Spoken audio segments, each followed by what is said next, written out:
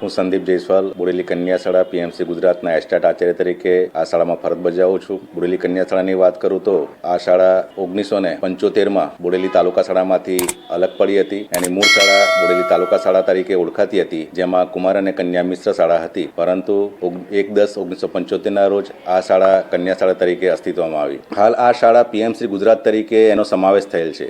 SS અંતર્ગત આ શાળાને 9 ઓરડા ફાળવેલા હતા, જેનો લાભ હાલ શાળાની બાળકીઓ લઈ રહી છે. આ શાળામાં બિલકુલ ખાનગી શાળા જેવી જ સુવિધાઓ ઉપલબ્ધ છે. શાળાની શરૂઆત પ્રાર્થના સંમેલનથી થાય છે, જેમાં પ્રાર્થના, ભજન, સમાચાર, સુવિચાર, વંદે માતરમ આ રીતે પ્રાર્થનાનું આખું સંમેલન યોજવામાં આવે છે. અને ત્યારબાદ એમનો સમયપત્રક મુજબ શાળાનું શૈક્ષણિક કાર્ય શરૂ થાય છે. જેમાં સૌપ્રથમ વાત કરું તો આ શાળામાં બાલવાટિકાથી ધોરણ 8ના વર્ગો કામ કરે છે, જેમાં બાલવાટિકા માટે સ્પેશિયલ એમના વર્ગ શિક્ષિકા બેન છે, જે પ્રવૃત્તિમય શિક્ષણ આપે છે. બાળકોને રમતા રમતા શીખવે છે અને શાળાના તમામ શિક્ષકો ખૂબ જ ઉત્સાહી છે. એવી જ રીતે ધોરણ 1-2ના બાળકોને પણ ખૂબ સરસ મજાનું પ્રવૃત્તિમય શિક્ષણ આપવામાં આવે છે. ધોરણ 3 અને 5માં તાસ પદ્ધતિથી શિક્ષણ આપવામાં આવે છે. દરેક વર્ગ માટે એક અલગ શિક્ષક છે, જેથી બીજા ધોરણનું એમને કામનું ભારણ રહેતું નથી, જેને કારણે ખૂબ સારું શિક્ષણ આપી શકાય છે.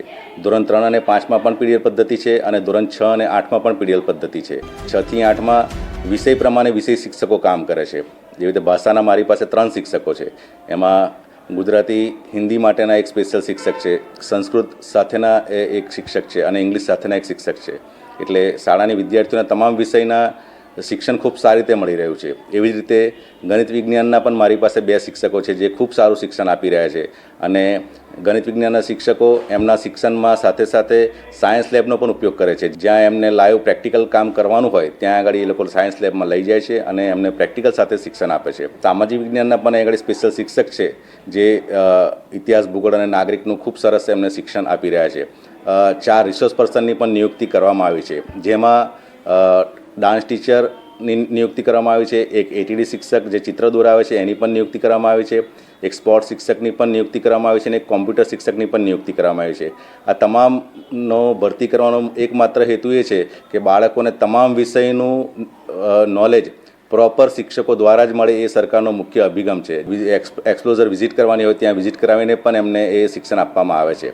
વોકેશનલ એજ્યુકેશન અંતર્ગત વિવિધ સંસ્થાઓની મુલાકાત પણ કરવામાં આવે છે, જે અંતર્ગત બાળકોને વ્યવસાયલક્ષી શિક્ષણની પણ માહિતી મળી રહી છે. પીએમસી શાળામાં આ પ્રકારના શિક્ષણને કારણે હાલ આજુબાજુના ગામ લોકોથી માંડીને આજુબાજુની શાળાઓમાં પણ બોડેલી કન્યા શાળા એક આકર્ષણનું કેન્દ્ર બની છે, જે અમારા માટે ખૂબ ગર્વની વાત છે.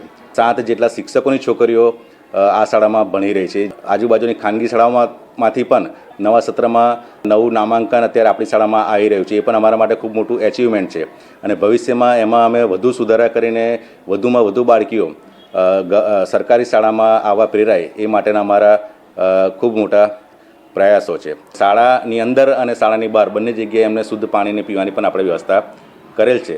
ભોજનનું જમવાનું ગરમ, તાજું અને સ્વાદિષ્ટ હોય છે. તમામ સ્ટાફના શિક્ષકો પણ આ ભોજનની ચાખે છે, ચકાસણી કરે છે અને એની ગુણવત્તાની ખાતરી કરે છે અને છોકરીઓ ખૂબ સારી રીતે ભોજન લે છે. સાથે સાથે સાંજે 4 વાગ્યે એમને નાસ્તો પણ આપવામાં આવે છે, જેમાં ચણા છે, એમને સુખડી છે, આ બધું એમને આપવામાં આવે છે અને દૂધ પણ સવારે આપવામાં આવે છે. વાર્ષિક અલગ અલગ પ્રકારના ઉત્સવો હોય એમાં પણ આ શાળા નંબર 1 પર છે. અલગ અલગ એક્ટિવિટીમાં ભાગ લે છે. હાલ શાળા માટે ગૌરવ પામવાની બાબત જે ગણિત વિજ્ઞાન પ્રદર્શન હતું, એ ગણિત વિજ્ઞાન પ્રદર્શનમાં આ શાળા ઝોન કક્ષા લેવલ સુધી ગઈ હતી, જેને કારણે શાળાની બાળકીઓ ખૂબ ઉત્સાહિત થઈ હતી અને શાળાના શિક્ષકોમાં પણ નવો ઉર્જાનો સંચાર થયો હતો.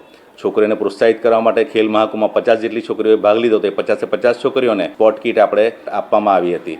તો આ રીતે સરકારશ્રીનો એક મુખ્ય અભિગમ છે કે છોકરીઓને અલગ અલગ એક્ટિવિટીમાં ભાગ લેવડાવો અને એમને પ્રોત્સાહન પણ પૂરું પાડો.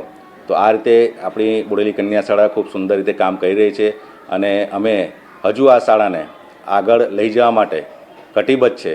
જય હિન્દ, જય ભારત.